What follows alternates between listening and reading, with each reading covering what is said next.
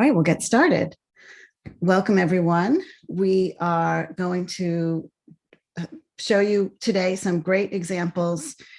I had a great time getting ready for this webinar, which we are doing a kind of our informal book club. But we are going to start before we get to that, and I'll be showing you some examples and my own impression of two different books by Bill Cleveland, the Elements of Graphing Data and Visualizing Data. But before that, as I said, we'll go ahead and I want to show you actually three new things that are in the current beta that we just uploaded. So it was just uploaded this morning. So if you uploaded a new beta a few days ago, then you won't have the most recent version. Let's see, start by going to the example files. Now, this is set up to work whether or not you're using the beta. So you don't have to be a beta user to use this. First of all, this was a question that a user had this week on the discussion board. They were asking about finding the area under a curve when you have an equation that you have fit using some data. Here's an X and a Y column that we fit here. You can see the fit value.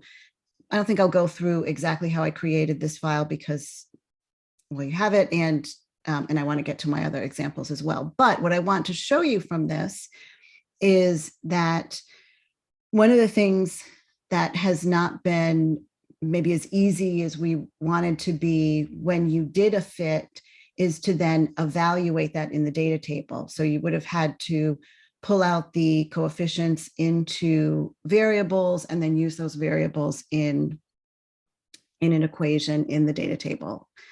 So what we did was we added one more option into the plot action column. So the way that this is done for those of you who are not using the beta version and won't have access to this. So I'm doing this now. I'm basically evaluating at all these different X's a more refined grid than what the original data was on to get a good representation of this function across this domain. So you have your X value. And in the past, to do this easily, you would have had to kind of do this trick where you use a subtract option within the plot action column. For those of you who aren't familiar with this column type, it is in the other drop-down menu. Over in the column types, there's one called plot action that's over here.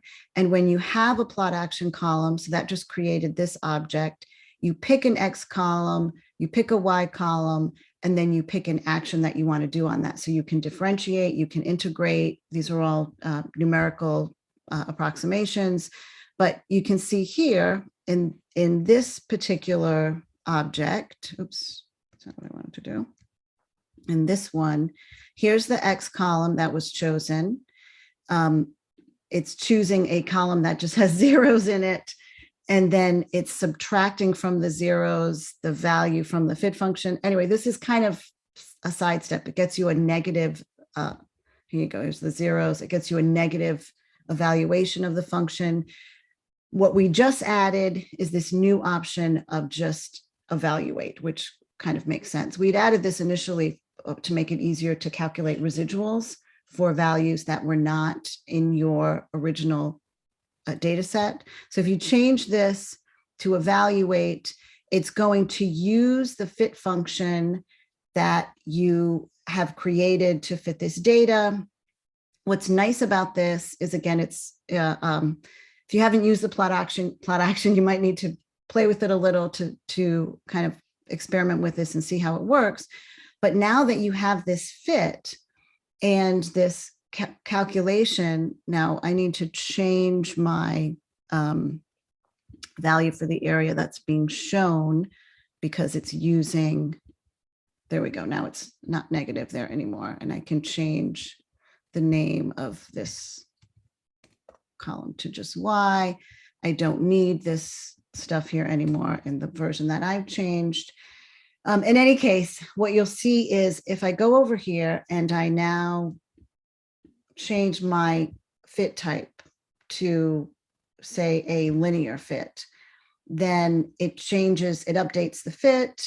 It's going to update the calculation of area that's coming through from this plot action. Actually, it's going from the fit to the plot action, and then I guess truth in advertising, it's actually coming from the actual integration under the area is in this expression object here. Anyway, I know for those of you who maybe don't need to use this, maybe this is, if you're not doing fitting, then you might not need this, but I think this is very cool and is something to play around with. So that's the first thing in the beta. The next thing that I wanted to show you, and we will use this as we talk about the examples today, is the ability to fix the aspect ratio to something other than 1. This is something that we have had a couple of people ask for in the past, and is something that in Bill Cleveland's books, he talks about the importance of aspect ratio and how that can change your perception of data. So here, if I go into my axis settings, we'll just demonstrate with this same file here. So you expand that out and you'll see now a change to what used to say pad to make X and Y equal, which was really pad to make X and Y scales equal. It now says force aspect ratio, which I also think is maybe a little bit clearer as to what this does. And what you also see is a numerical value and a slider next to that. So if I click it on this data, it's forcing the X and Y aspect ratio. So this is the ratio of the horizontal to the vertical scale. And I also want you to see, notice how there's the number you can enter, but there is also a slider here, and it is set up to make it easy to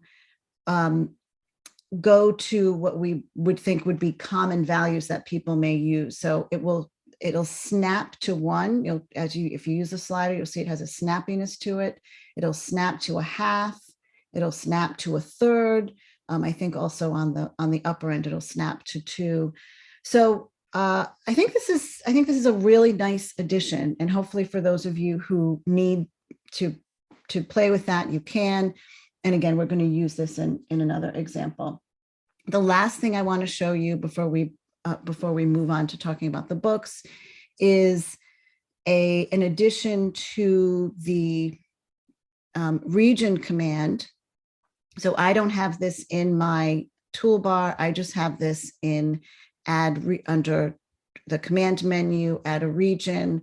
What the region command allows you to do is to add different shapes into overlaying a graphic, and the region command is designed to draw these shapes in such a way that if you change things like your aspect ratio, or just your size of your graph, whatever points you had circled will still be circled. So it really exists within your X and Y coordinate system.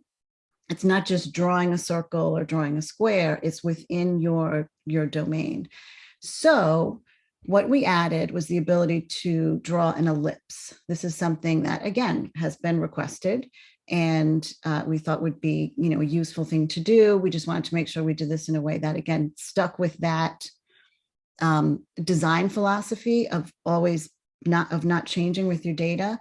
So now the way to use this probably most effectively would be to actually start with a rectangle and use that to kind of help enclose the area that you're interested in, like you see here, because the ellipse is using similar control points to locate itself, or to where it's located within your graph. So this I can drag around interactively.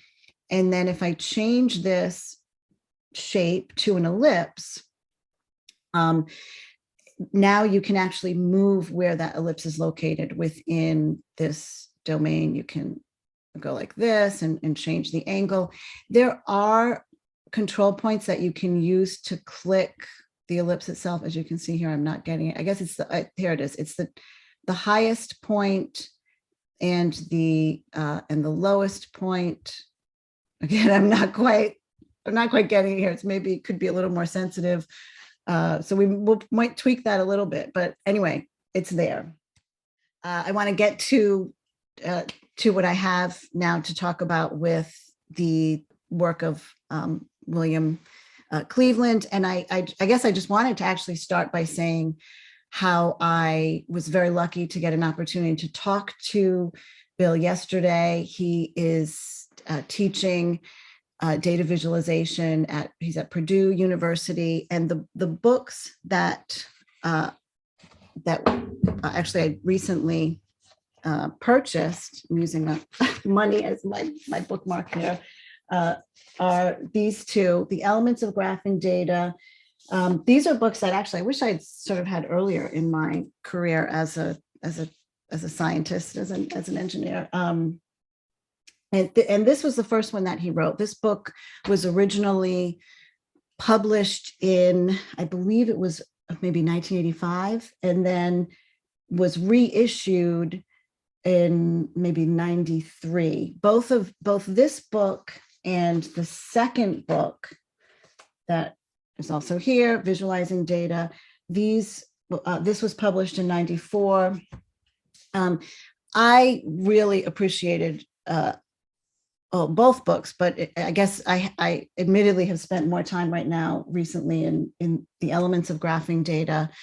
There's a lot of great examples, very carefully done. And let me go ahead and actually just start by getting into some of the examples and some of my impressions from the book. Any of you who want to do this live, if you go on to the example files, you should be able to download this file. The link to the data itself, I will put on the chat. This is data on the number of sunspots detected over time. And the graph that you see here is actually the, I guess it's not the first figure that's in, actually, I'm sort of curious to check. It's one of the first figures. Yeah, it is. It's figure 1.1 in Elements of Graphing Data. And the issue with this graph is that, first of all, I guess we're showing sunspot number on the y-axis. We have year on the x-axis. If you happen to have the book and are looking at that figure, it's going to be ending in sometime around 1990. The data file that I gave you a link to has a bit more data in it. So this is a bit longer. But what you see are these oscillations back and forth, the changing number of sunspots per year. What you can't really tell by looking at this aspect ratio of the data, again, the horizontal over the vertical, is much more clearly shown, although I need to maybe make this a little bit bigger for you. We'll go ahead and really bump this up. There we go.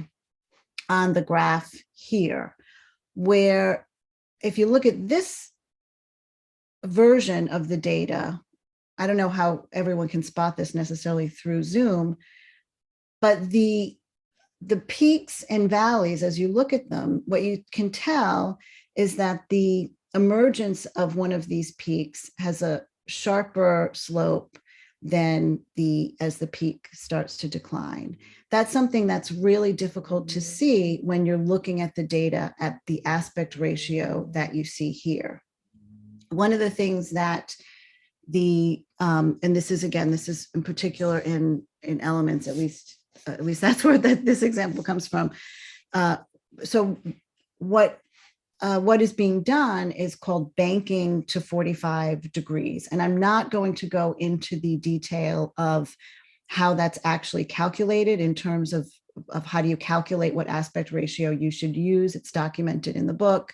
Maybe it's something for a future video to talk about. But I'm going to show you again, how do you set this aspect ratio and create this graph? And we also made a composite version of this that you can see here, comparing the version of the data where you are not, actually, I think I set this to, an aspect ratio of 1, which is again what we used to just have, and the data below where it's a smaller aspect ratio, but it allows you to understand that trend better. So let's just do a little bit of graphing with this data. So I sent you, again, you have the link to this data. If you have not downloaded this yet, you can go to, let's see, do I have, here we go. You can go to this site, and I think last time I did a link to this, but I'll just go ahead and actually let me turn on my keystroke so you can see what I'm doing for anyone who hasn't done this before.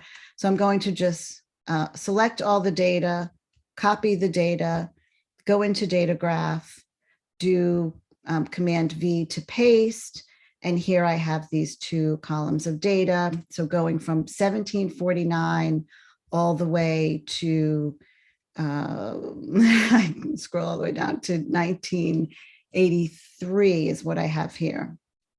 So if you just, again, plot this, there we go. We can select both columns, do a line plot of this data. What you see actually is that there's more noise in this data set. And so to actually get the graph to mimic what's in the book, what I did was a low S fit. And that's a fit type actually that is also discussed quite a bit in the book. So low S is a handy tool to be aware of that's within DataGraph. You can do a low S fit by going into the fit command, click on the fit command. By default, it's going to do a linear fit, but if you go into the options here at the bottom, you see low S.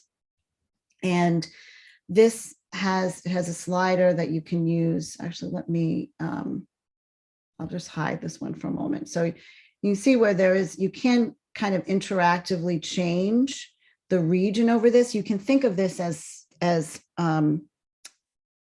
almost an averaging time or averaging period that's used along the way.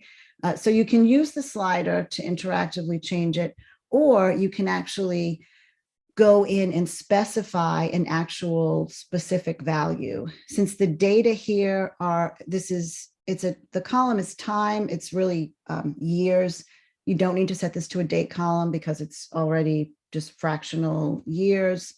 But I can just input a value of 1, for example, in there, and then I'm averaging, doing the lowest fit over a year. And that gives us something that's pretty close to the graph that the version, what it looks like in Bill Cleveland's, probably actually a 2 is maybe even somewhat smoother, certainly still shows the trends and gives you a nice looking curve to that data. And the other thing that we did, again, is we changed the aspect ratio. So I guess some of the other things that Bill Cleveland talks about in his book, I mean, one of the things he talks about a lot is just the process of creating graphics, the purpose of graphics, and his approach in general is very much related to science and technology, which tends to be the people who are using DataGraph, although we obviously have users in other fields, but most of you tend to be biologists, chemists, engineers, geologists, So anyway, so that's one of the reasons I also really like the books is the focus is on, graphs that are used in publication or look like graphs that are ready for publication in that field. And one of the things that he makes a point of is that graphing itself should be very iterative. It's not just making one graph and then moving on. And one of the things I do in DataGraph all the time that allows me to take that approach is to clone the graph that I'm using. So that's easy to do by just going to the thumbnail of your graph, and then you click on this button here to make an exact copy. And now I've got the same commands in a different graph, but I can, leave this one alone. I can, give this one a name if I like. And then the one over here is where I'm going to change the aspect ratio. So we'll go ahead and, and again, open up the axis settings, click on force aspect ratio, and you'll have to just believe me that the value that, actually it's 0.55, the value that that is calculated in the book as to bank to 45 degrees to get an appropriate aspect ratio is this 0.055. So I've put that in here.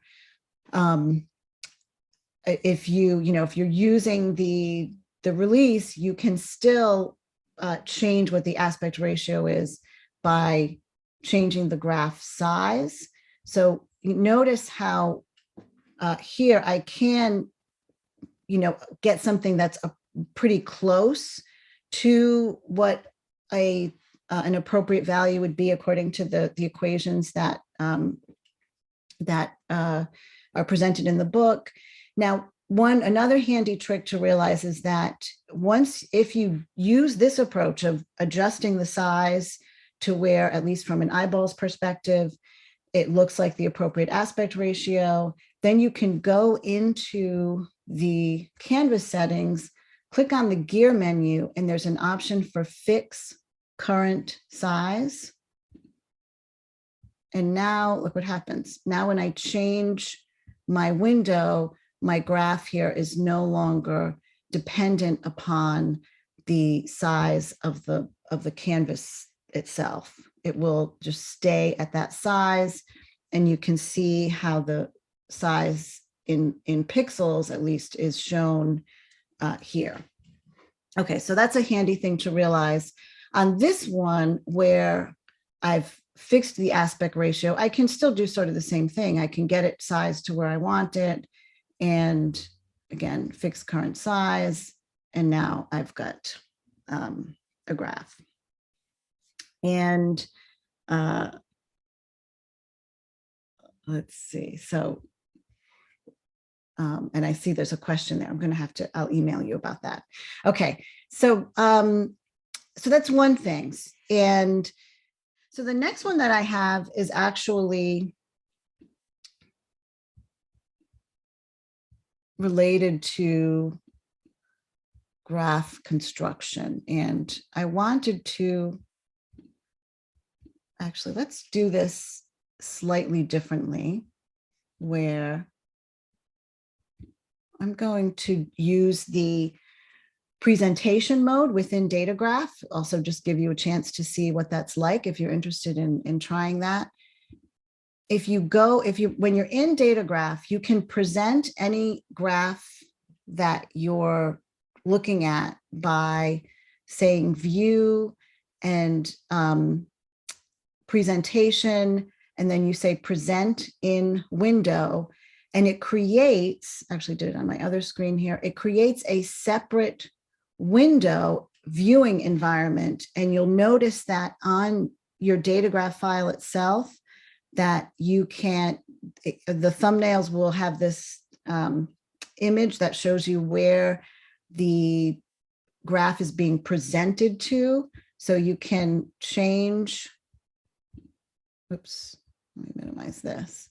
You can change where it's presented to, but it's completely separate from your own canvas window, which can also be separated. But for using something like Zoom, actually the presentation mode is it's designed to let you have what you're going to see on Zoom be something that I have better control over through this separate window. So that's what I wanted to sort of let people know about that if you're not aware of that. And I'm going to also change my way that I'm sharing this to try presenting. There we go. So now what you should be seeing is just that that graph in that window. And this is actually data that if you went to the Wikipedia page for line graphs, this is just some very simple X and Y data that I have plotted here in DataGraph. And you see the elements of what make this graph. And that's one of the first things that is talked about in the book is what makes a graph, what are the components of a graph, and then define some terminology related to the graph construction itself. And that's one of the things that I thought would be, it's a useful approach to take. What I'm going to do is define some of the terminology that we use for DataGraph that some of you may or may not be familiar with, but that allow you to really have very good control over how the graph is set up and make sure you know that what some of these things that you have control over. So first of all, here's just what the graph looks like on its own. And what we just talked about a moment ago is that you have the ability to specify an exact size of the graph. Here's the same graph, but now it's specified, at least in my file, to be a 5x3 graph. And so in DataGraph, the actual graph itself is, again, that region that contains, it's not just the box where the data is, the whole thing is the graph containing the titles, the tick mark labels, all of that is what is contained within the graph. And let's see, the next thing that I wanted to show you, there we go, is, oops, oh, I'm on the wrong graph, sorry about that. Hang on 1 minute, here we go. There it is. So another concept that we use in DataGraph is this concept of padding. And again, maybe this doesn't seem necessarily very exciting, but it's the details of how you make a graph look balanced, where you place the data is actually really important from a construction perspective. This is a lot of the stuff that DataGraph does for you automatically, but you have a lot of control over where what those values are. So for example, here, you can see how the range of the data is not the same in terms of the scale range as the padding itself. So DataGraph has a lot of built-in hierarchy in it to choose a nice amount of padding to give you a balanced look and also to select the axis tick mark values that look appropriate. This data has a 0, 0 point in it. So if I remove that data, then you can see how the padding region is now all the way around the data. And again, that's something that you can control, that padding. So if you go under the axis settings, for example, then you'll see an option for padding that you can change how much there is. You can make it nothing. You can have it be a percentage of the data, or you can leave it as a nice value, which is allowing the program to pick what the padding should be.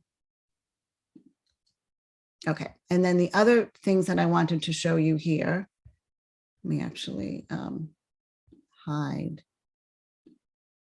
this one.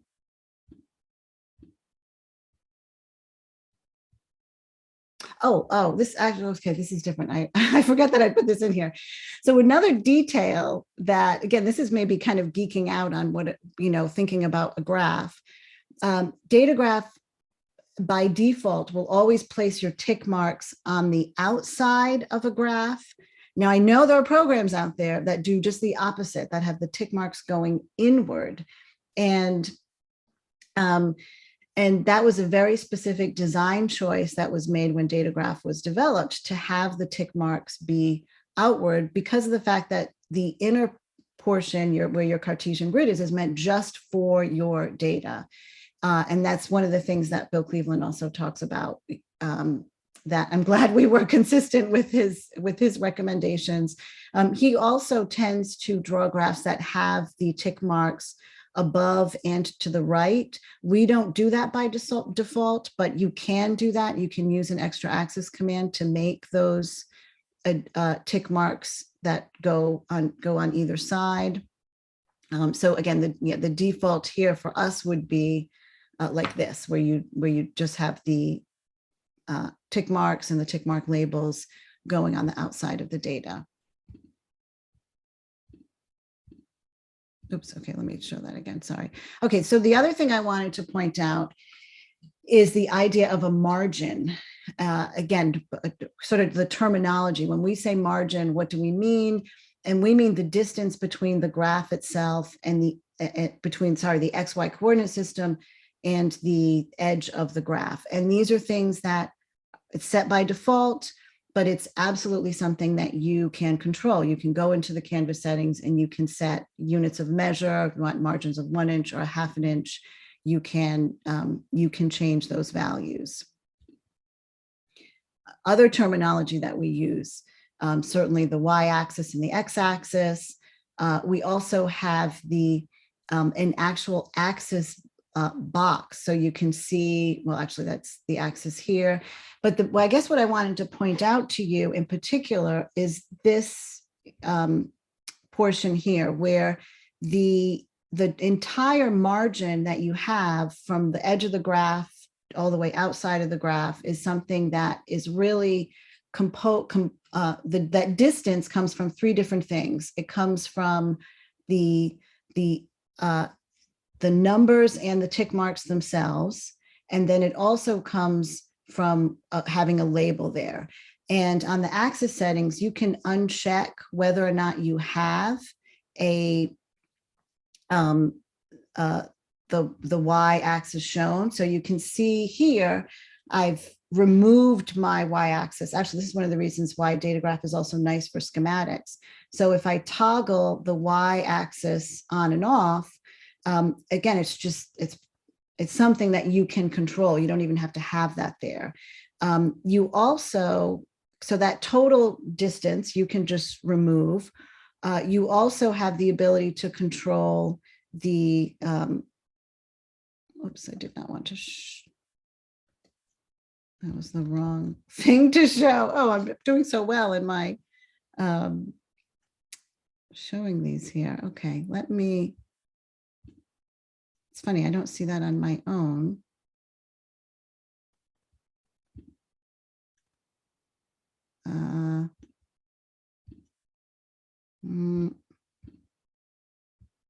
Hang on one moment.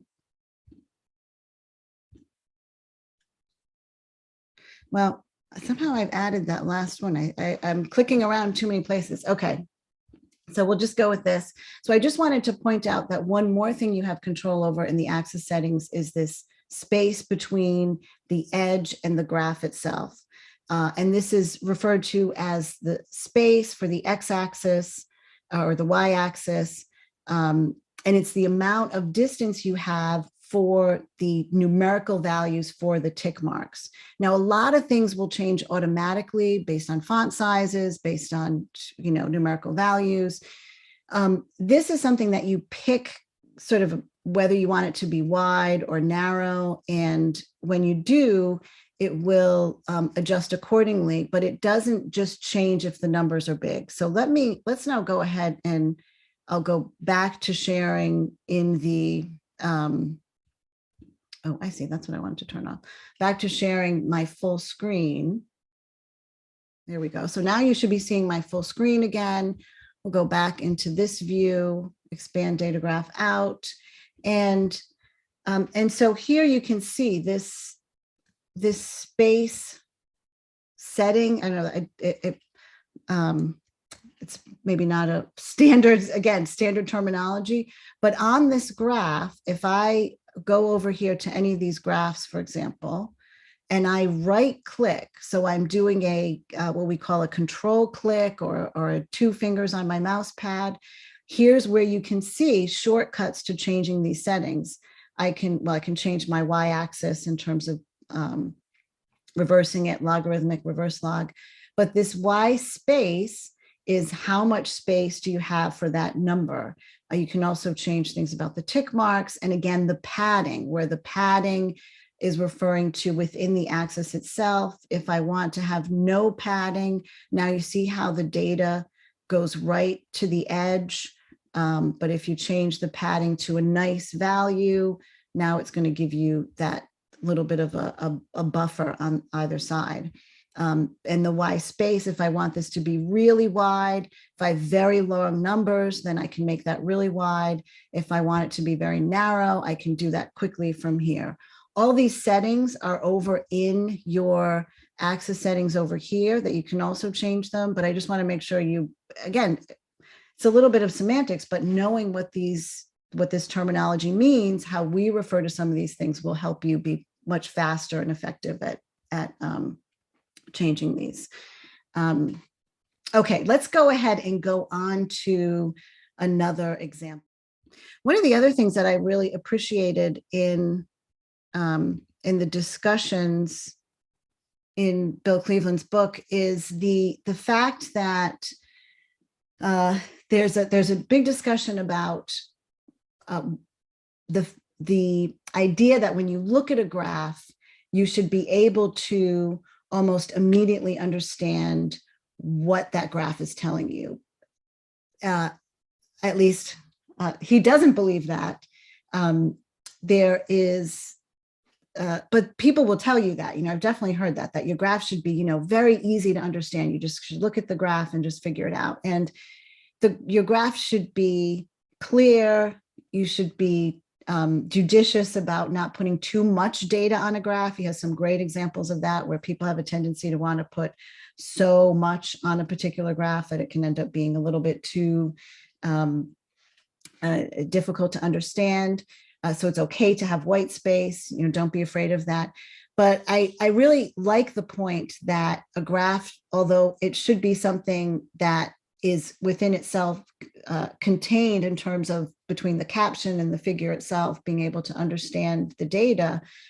But it sometimes for technical graphs, it does take a bit of time to really understand what the graph is telling you. Now, the data that you see here, this is showing us age-adjusted death rate, deaths per 100,000. This is data from the US. This is the year here from what we've got 1940 to about 220 from the data that I found. This is CDC data. Trying to think if there's any reason why I can't upload. No, I think I can. I don't think there's anything here that's in the beta. Let me go ahead and upload this file as well.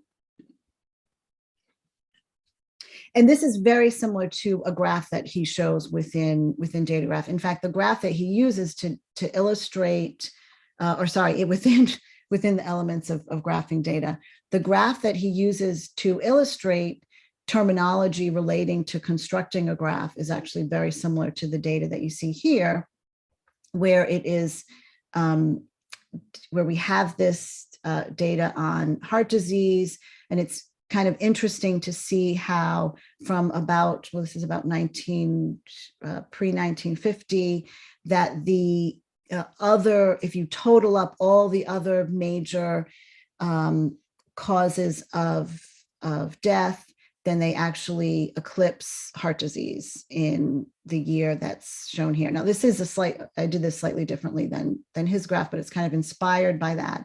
And one of the other things that he mentions or that he points out are the use of reference lines like you see here. And this is something that is so easy to do in DataGraph. And I know I used to have to do things like this, and you'd kind of create a line and it's the first X and Y and the second X and Y, and then draw that line. In DataGraph, we use the lines command, which you can access up here. So to do this, if I just hide the one that's there now, exclude that, it's just a matter of adding the lines command. By default, it's placing it at 0, but I want this X line at 1987. And then I have my reference line. And he tends to have these drawn in a gray color. So I just use the color picker and change this to some type of a gray. So easy to add reference lines. And you can also have a column where you define the locations of reference lines and even have labels that you can give to those when you have multiple lines. So this is a really nice looking, very clear graph, I think, maybe not one of the more complicated ones. To do this is actually kind of an interesting way that this was done, just to walk you through this. I'm not going to do all of the graphing, but what I did is I found this raw data set that had data, over the years for these major causes of death. And then I created a table of individual causes and then how I would group them, because in the data itself, it has all the causes of death. But if I want to total all the other data, I need to assign that category. So to do this actually is very easy. You just, any column that you have within your data that has all your different categories, you can highlight that column, right click, and there's an option for copying unique entries. So that's what I did here. And then you can make a new column or paste that in where it will show you now all the each unique value that existed in that column. And then again, I just mapped these into these groups, and that made it easy to then, what I'm actually doing is using a pivot command in order to process the data. Again, don't really have time to go into the details of that, but just to walk you through a little bit. And then the data is actually extracted out from the pivot command using the extract all pivot columns option. And that's what you see in this group called pivot out. So, welcome you to go ahead, and if you want to try and reconstruct this yourself, again, I'm not going to go through each step here, but the last graph here that I want to show you has some color. So one thing that the books are primarily black and white graphs, which actually, again, I sort of appreciate sometimes we overuse color in our graphs because we have so many options today. But I did want to show you the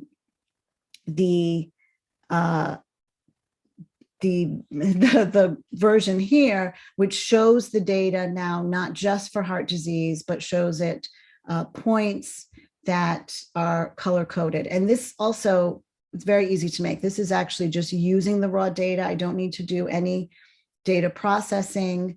I have the year and the age adjusted death rate that are plotted. I can actually do this very quickly just so you can see how this is done. If you just highlight this column, oops, not the shift, but use the command key to highlight columns that are not next to each other. If I click a points command, that gives me the plot of this. And now I would want to, again, color code this. I can go ahead and have the fill, for example, instead of being all the same, I can have the fill change based on the cause of death. That's going to give me the option for a color scheme. And then I can, well, I have one I created, but if you're doing this from scratch, you just say create color scheme. And then that creates this, what we call the color scheme. Oops. There we go. Color scheme variable down here. And again, very easy to, if you want to change the colors, you use the gear menu. There's all these different color suggestions. So that's essentially how I'm getting from the raw data into this one, where the data are all superimposed on one another. This is one of another thing that that I think Cleveland does a nice job at, is also kind of advocating for, don't feel like you always have to superimpose the data. There can be something very useful about that, but it can also be useful to take the data and separate it out. And if you haven't done this in DataGraph before, this is not hard to do. We use, to make a panel graph, these options of splitting X and Y, and then each of the data sets would need to be assigned to a different panel. Now here, I guess because I use the color scheme, I actually would have to then add in a mask where I could select when the cause is matches a certain value. So you could type these in. You can also create, use wildcards here. You can also create menus to choose from, but just to give you, again, a sense of this. And let me look at my lookup table here so I can copy the different causes, change this one, and I'll just make 2 more of these. So I'm using the dragging with the Option key, which is just extremely handy. We'll copy this one. Oops. Oh, I put that in the label section. That was not where I meant to put that. We'll put that in the, here we go, in here. And then I'll just do one more so that you can see. Let's see, what am I missing here? I guess I don't have stroke. There we go. The other thing I guess that's handy to realize is changing the box style. This is another shortcut that you can get by just right-clicking on the graph, and I can change this to an axis box. And now you see all of these here. My legend is sort of offset. So if I, change this, well, I can actually just drag it, but anyway, so what I'd probably do is actually put some different labels here, maybe a label in each box, but you can, again, you can really control that. Let's see. So thank you. Just a comment from someone on the board that they appreciate this topic, the idea of presenting graphical information in a non-deceptive way. Yep, Tufty is also someone who definitely explores these ideas. I think that again, what Bill Cleveland's, I think in general, are the graphs that he has are more like the graphs that when you look in Science magazine, the graphs that we make for publication. And yeah, the books may be more expensive than when you bought them in the 90s. That's a good comment, but definitely some love towards the Cleveland books. Request add an option to magnify to the magnification menu to zoom on the graph to the space in the panel. Yeah, one thing we have talked about actually allowing this to possibly be a slider. We've kind of because when you're drawing the graphs themselves, that can really hit the computer hard. So we're careful about how that's done. But that may be something that we do in the future. And let's see, I think that's all. I think I want to move on because I know we're so close to noon. But I guess another thing, now I did this all within the same graph, but if you wanted to go backwards, again, this iterative process, I can make this another copy and just say, you know what, actually, maybe I don't want to put these all on separate graphs. When you do these split axes, they create objects also. So if you've used DataGraph for a while, everything you do in the graph creates an object that represents, either the data or some other element that you've added. But these extra axes, I probably shouldn't say extra axis because we have the extra axis command, but these split X and Y axes, you can actually just highlight them like I have here and just hit delete. And now everything goes back to the same axis. You've just eliminated those splits. That's something I did not know for a while. And I just thought that was very cool that when I realized, oh, these are just objects like everything else, I can just delete them and go back to where I was. So now I have both views of the data, and even not being afraid to compose graphs that show the same data but combined in different ways, I think is something that's useful to think about when trying to explain certain aspects of data. So one comment for those of you who, if you're not using the beta and you're feeling like, oh, she showed me things that I can't quite control yet, we will be working on our next release very soon. It may not be till the first of the year, but it will either be in December or just after the first of the year. And one of the things, I know I've mentioned this before, one of the things we will do is have those, we're going to work on next month, having more categories assigned within the example files to make them easier to navigate, since let's see, how many are we up to now that we've added 3 different ones today. So we are up to 189 files. So I know that is a lot, you can search through them, but it's still a lot of different files to look at. So great. Glad that this was helpful. Thank you for prompting me to share that file. I appreciate that. So one comment about seeing a series of webinars covering more of Cleveland and Tufte's work.